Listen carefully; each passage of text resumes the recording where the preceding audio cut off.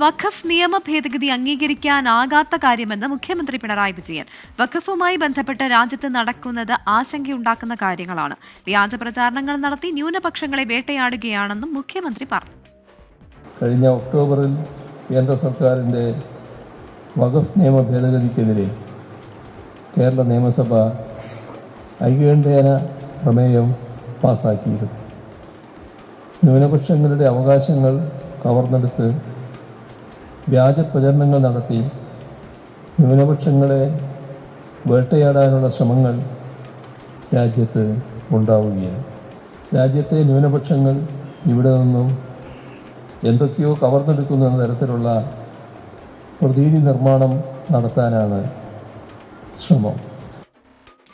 വഖഫിന്റെ പേരിൽ മുനമ്പത്ത് നിന്ന് ആരെയും കുടിയിറക്കില്ല എന്ന് മുഖ്യമന്ത്രി പിണറായി വിജയൻ പറഞ്ഞു. ന്യൂനപക്ഷങ്ങളുടെ അവകാശങ്ങൾ സംരക്ഷിക്കുമെന്നും മുഖ്യമന്ത്രി.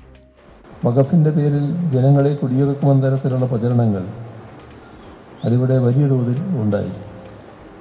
എന്നാൽ സർക്കാർ അത്തരത്തിൽ ആരെയും കുടിയിറക്കില്ല എന്ന് മാത്രമല്ല, ന്യൂനപക്ഷങ്ങൾക്ക് ഭരണഘടനാപരമായി ലഭിച്ച ഒരവകാശവും കവർന്നെടുക്കില്ല എന്നതും ഉറപ്പു നൽകിയിട്ടുണ്ട്. അതൊരിക്കൽ കൂടി ആവർത്തിക്കുകയാണ്.